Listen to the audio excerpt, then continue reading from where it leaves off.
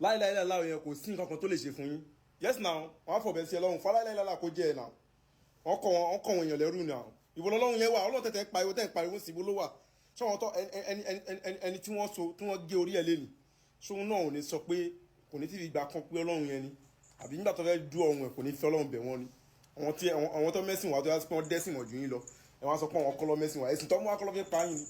èmi mọ̀ pé ọjọ́ kan ń bọ̀ àwọn nǹkan tí à ń sọ yìí ó máa padà wá yé yín. ẹ̀sìn Islam ogun ni, Allah ikú ni. orúkọ yẹn tẹ́ bá ti gbọ́ Allahu Akbar ẹ gbọ́dọ̀ sá lọ, ikú ni. so gbogbo àwọn mọ́ṣáláṣí tí wọ́n sì wà ládùúgbò yín ṣe ló dàbí pé ẹ̀ ń gbé pẹ̀lú ikú nínú ìlú yín, torí pé ìdí tán ṣe gbé àwọn mọ́ṣáláṣí yẹn wá ni wípé wọ́n wá fi gbógun tì yín, wọ́n fẹ́ wá pa yín. ẹ gbọ́ nǹkan tí Quran sọ ni.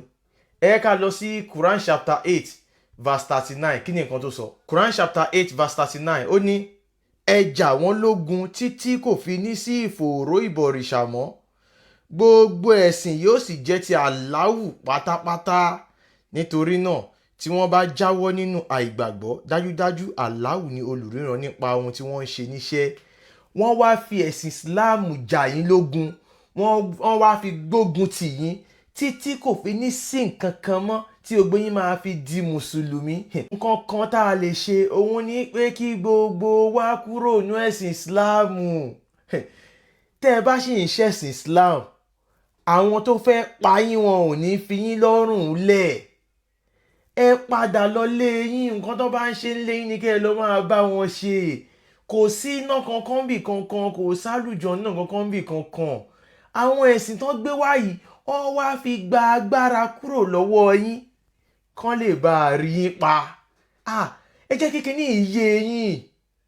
ẹ̀sìn tó ń sọ fún yín wípé fọ́bọn òkígbẹ́ kó má ṣe, àmọ́ nínú ẹ̀sìn yẹn kò sí nǹkan tó fẹ́ kà tó fẹ́ ṣiṣẹ́ fún fọ́bọn tàbí òkígbẹ́. ẹ̀sìn yẹn náà dẹ̀ ló sọ fún àwọn kan wípé ẹ lọ jà wọ́n lógun títí tó máa fi di mùsùlùmí. ẹ jẹ́ kí kinní yẹn jẹ́ kó yé wa, it is very clear. bí mo ṣe ń ṣàlàyé àwọn nǹkan yìí, àwọn tí kinní yìí tí wọ́n kọ̀ tí kinní yìí yóò yé wọn, mò ń wò pé kò kí ń ṣojú lásán, kò kí ń ṣojú lásán. ẹ má lọ bá àáfàá kankan sẹ́ ẹ lọ ka Quran fúnra yín lédè Yorùbá. tẹ́ bá lọ bá àáfàá wọn máa parọ́ ni. àáfàá yẹn kàkà kẹ́ lọ bá àáfàá yẹn, ẹ ní kí àáfàá yẹn kó wá bá wa, wọn ò bí àáfàá náà dá, torí pàwọn máa fẹ̀dí wọn síta, àṣírí ti tú. ẹ̀yin èèyàn wa, la ilaha illallah Allahu kìíní kan kò lè ṣe nǹkan kan, wọ́n kàn máa pa yín dànù ni, wọ́n kàn fẹ́ fi gbalẹ̀ lọ́wọ́ yín ni. ẹ̀yin èèyàn wa ẹ jí. àwọn Fúlàní ti pọ̀ láàárín wa tí wọ́n ń sọ èdè Yorùbá. àìmọye àwọn tó jẹ́ celebrity tẹ́yìn gan fojú wò, tẹ́yìn rò bí i Yorùbá ni wọ́n ò dẹ̀ kí ń ṣe Yorùbá, Fúlàní ni wọ́n. àwọn Fúlàní yẹn wọ́n dẹ̀ dára wọn mọ̀. gbogbo àwọn àfáà nílẹ̀ Yorùbá, bóyá ṣíbi mọ́ ọmọ lágbájá ni o, ṣíbi mọ́ ọmọ àdúgbò yín, ṣíbi mọ́ Fúlàní ni wọ́n. ẹ̀yin èèyàn wa ẹ jí.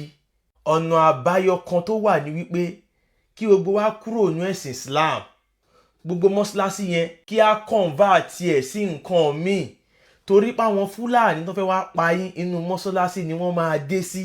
ẹ má gbàgbé pé mọ́ṣáláṣí ilé ogun ni, ó wà nínú ìwé wọn.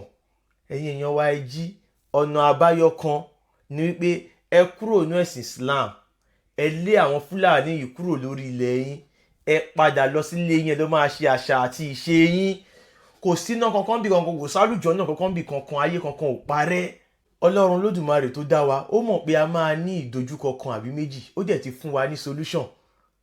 ìwọ tó bá wá fi solution yẹn lẹ̀, tí o kọ̀ tó o ṣe, òkígbẹ́ o ò lò, ayẹta o ò lò, fọ́bọn o ò lò, o ò lóńdè o ò dira, ó wá lọ ń gbọ́kànlé kí wọ́n kàn máa pa ìdànù, Ọlọ́run ò ní ṣe nǹkan kan sí o. ẹ̀yin èèyàn wa ẹ jí.